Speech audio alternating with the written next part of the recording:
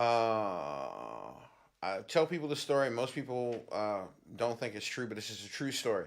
Father had a band. Father's band was kind of like the modern jazz quartet.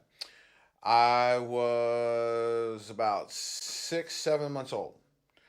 I sat up at a rehearsal at the house for about 2 or 3 hours, and my mother said a very wet diaper, and didn't complain, didn't cry. All I did was stare at the drummer, right? And after this one particular rehearsal, apparently I had done this before. After this one particular rehearsal, the drummer came over, handed me his drumsticks. All right. Okay. The next morning, my mother was woke to the sound of drums in the house, and of course, her first impression was, what in the hell is my father's drummer doing in my house at 5 o'clock in the morning, playing drums, right? She comes downstairs. Somehow I had managed to get myself up on the drum stool, and I was sitting there going ting, tick, to ting, tick, to ting, tick, to ting. And my mother, at first, she said she thought she was in a dream, and then it dawned on her that this was actually happening. And she said she screamed and woke up the rest of the house and said, "He plays drums! He plays drums!" So, for as long as I can remember anyone calling me Poogie, I've been able to play drums. I don't know how, I don't know why. I made my quote unquote television debut at the age of 2 years, 6 months, playing with my pop's band. But, I know, most people think, most kids, it is just kind of, blah, blah, blah, blah, blah, blah, blah. Okay, now granted, my drum soloing back then was very, very, Cecil Taylor didn't have anything on me. It was very, very abstract. But when I played with the band, I could swing, and I could keep time, you know, and yeah. So I had a whole, basically, man. I was born in 1961. I have been going to the gig since 1963, you know, and influences. Too many to name because I've had so many over the course of my life, so many great drummers, people you've heard of, people you haven't heard of, who mentored me and were very kind to me. My uncle, his name is George Childress, was a union man, right, in Pittsburgh where I live. So you got to go around and check all the union cards and musicians. So I would go out with him on a Saturday in the afternoon, and they had all over Pittsburgh had organ trios and great jazz bands and stuff. But there was one place called the Crawford Grill. So at the Crawford Grill, that was like the club. So Coltrane played there, Art Blakey was from Pittsburgh, or Max Roach, all these kind of people would be at this club. So just as an example, I went and I met Max Roach, and I played a little bit for him, and he had like one of the first snare drum stands. It had, we know now as whatever you call, I don't know what it's called, wing or whatever, and the nut on the bottom. But they, almost like, wow, and he had this really cool drum seat, and I was like, wow, right? And I was like, man, Max, I'd never seen, that's really cool, man. I mean, it's like, I was freaked out. I must have been about, I don't know, 8, 9, 10, somewhere in there. And at the end of his stay at the club, my uncle comes home. He says, "Hey, man, guess what?" I said, "What?" "Look what Max gave you." And he gave me the snare drum stand. He gave me the seat. I used that snare drum stand until it fell apart. I must have been 20 something before, but I just was like, man, Max Roach gave me this. I'm going to use it forever. You know what I mean? So, but there's so many guys, that, I watched and listened to, and Harvey Mason, huge influence on me. Lenny White, huge influence on me. Harvey Mason, who's a good friend of mine now, and I tell him this story, and he goes, "Poochie, you're crazy." There was a time when, in my early teens, if I went into a store to buy a record, if I didn't see Harvey Mason's name on the back of the record, I wouldn't buy it. That's how much I was into Harvey Mason. You know what I mean? It was like, if Harvey's on it, I don't care who's playing the rest of the music. I'm buying it, you know? So, but so many different drummers, man. You know, so many different cats. You know.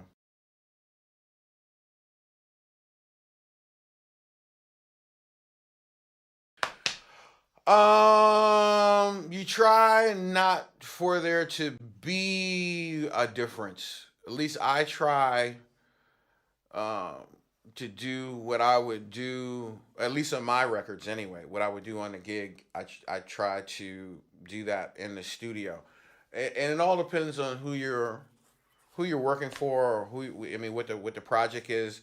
I mean, sometimes I work with a producer with Vanessa L. Williams. So she had a song out called "Save the Best for Last." I didn't play on that record, but I played on the follow-up record, and they were trying to write another pop ditty, like to follow up this song. And so the producer was very very well, this tom has to be tuned to this note, and this has to be this, and you have to play this tom first, and you have to play that. So my point is, I guess it's all about um, applying your skills to what it is that the people want. You know what I mean? I think that if you go into the studio with the studio kind of like, well, I have to do this and it has to be like this and the blah blah blah blah blah. It's you shouldn't go into the studio with preconceived notions. You should be able to be flexible to do whatever, or malleable to do whatever the music or the producers you're working with need. Like I did Angelique Kidjo's record. We were kind of playing, kind of studio-ish, right? And she was like, "So, are you guys are gonna play, or are you not gonna fucking play? What are you gonna do here? We're trying to, And it was like, oh, in her mind, she's at the gig. So then, I was like, and I said, oh, great, I can just play whatever. When she was like, yeah, you know. But you have to be able to feel where the session's going, where the people are going. You know, I think when you play uh, live, that you should always, at least me anyway, I'm always trying to reach for 110%. That way, if I bottom out somewhere between 99, 98, and 100, then it's really a good gig. You know, and I think the most important thing about playing live is to remember that you have to be a team player. You know what I mean? If somebody's, follow basketball, if somebody's open and they're closer to the basket than you are, you pass because they have a better chance of making a shot. I think a lot of musicians go to a live gig, and instead of playing musically, a lot of times they're like auditioning for someone in their mind, and the bass player's not listening to the drummer's not listening to the bass player, keyboard player's not listening to the singer, and they're just playing. Hey, watch this! I learned to have this at home, and look, like I can watch this. I'm gonna do a triple somersault now, and blah blah blah blah blah, and blah blah. But yeah, but are you making any music here? People came to hear music, and music is a team sport. So when you play live, you have to listen. You have to listen. You have to listen to what's going on around you. You have to know if you're working with a singer, all right, how does the singer feel today? Did they come to the gig with a lot of energy, or is their energy down? Do you have to give them more support or less? You know what I mean? You have to be able to gauge things. You have to be able to vibe with people. I think the musicians that we all love, the main reason why we love them so much is because they know how to work with other people. If you sound really good playing by yourself, yeah, so who cares? It's about what can you can do with others. You know what I mean? And it's not really about the level. Some people get wrapped up on the level of musicianship and the technical ability and this, that, and the other. I've heard a lot of rock bands. You could tell the cats only know three chords. Drummer only knows one beat, but they're working together, so it feels good. It sounds good. You know, Blues guys only know how to play in one key, but they're playing with each other. They're bringing the feeling across of the music. That's what matters. If you're playing a rhythm, and if you look out in the audience, and if you don't see anyone, any body movement at all, a foot patting, a hand moving, something happening, that means your beat's not coming across. You're not speaking to the people. You have to learn to speak to the people with your rhythm. They have to feel what it is you're doing. Visually be entertaining and all that crap. But if people can't feel your beat, hello, you're a drummer. You know what I mean?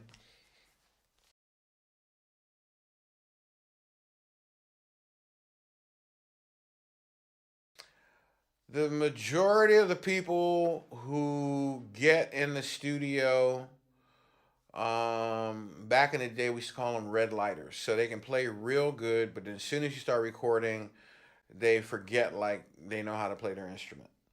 So, and because of these things, so you have these really, really wonderful microphones, and you finally get to hear yourself clearly and what you're actually doing. You know what I mean? And so, for a lot of people, this completely freaks them out. So, I would say to first learn to get comfortable with the fact that whatever you sound like, you're about to find out what you sound like. And don't let that freak you out. Okay, the click track. Okay, the click track. It's real simple. Okay? If you can't hear it, that means you're with it. Okay? Don't tell the engineer to keep turning the click track up. Okay?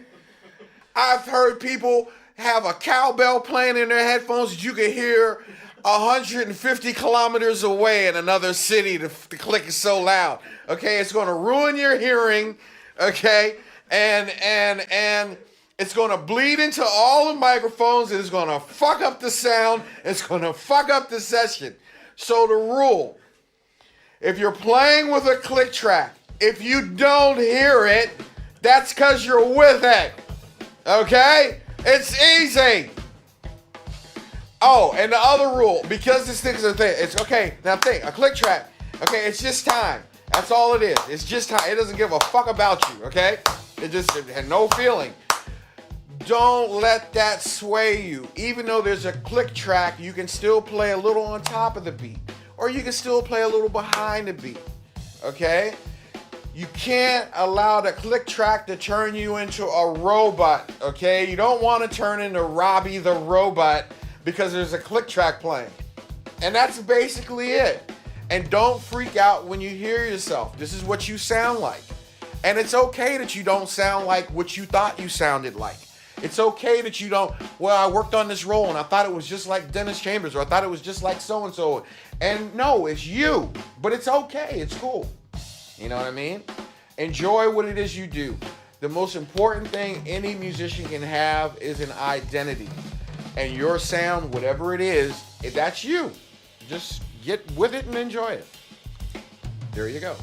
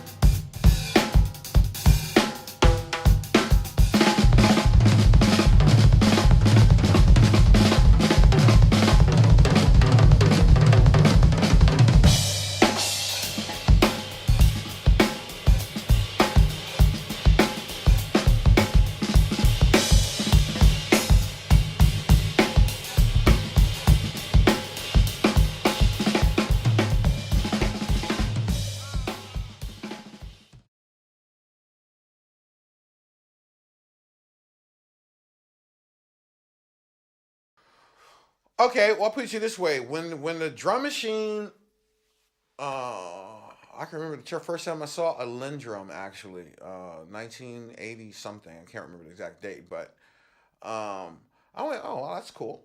You know, like a lot of guys, live guys, shied away from anything and everything that was electronic when it first started to become the thing.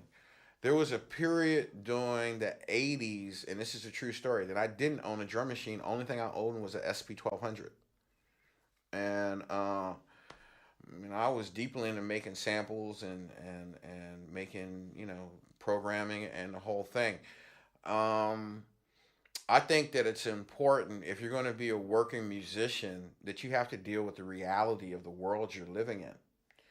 If the people make a left turn and you say, no, I don't want to make that left turn, well, they're going to look at you and say, well, see you later, and they're going to go where they're going to go. So you can either roll or you're going to get left behind, you know? And if you're going to have a longevity in your career, you have to be able to be malleable. You have to be willing to change, the thing the thing that really amazes me too, especially about quote unquote jazz musicians, um, you have so many of those guys are so stringent, like it's like this has to be this and this has to be this and this has to be that. But then when you look at the creators of music, like Charlie Parker and blah blah blah blah, these people were constantly about change. These people were constantly about crossing lines. You know what I mean? So this past year I just turned 51. You know what I mean? And I don't want to get old fogey ears, man.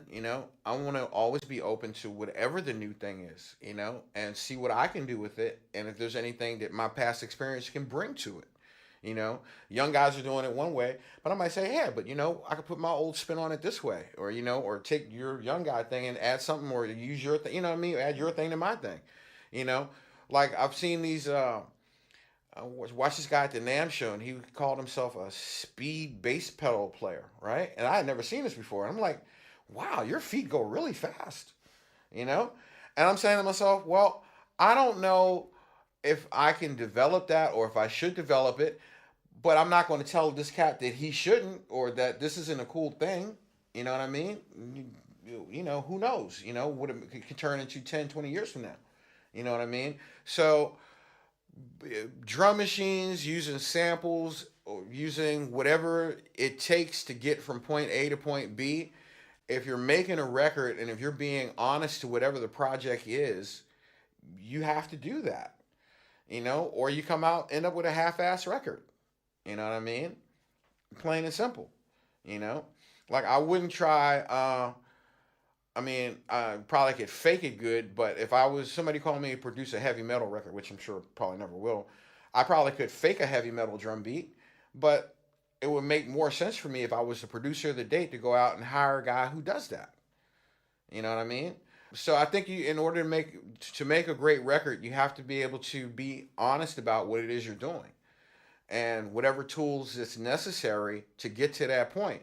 I've done records, that I produced for people or even on some of my own records. If I played 4 bars that I thought were really good and worked every time in a chorus, dude, I'll copy and paste like that because it felt good and it did what it needed to do. I didn't need to do anything else, Where in other times, like I'm working on a project at home with this young keyboard player right now named Brett Williams.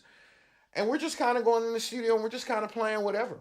You know what I mean? It's probably going to be very, very little editing, So it all depends on how you're trying to get from point A to point B.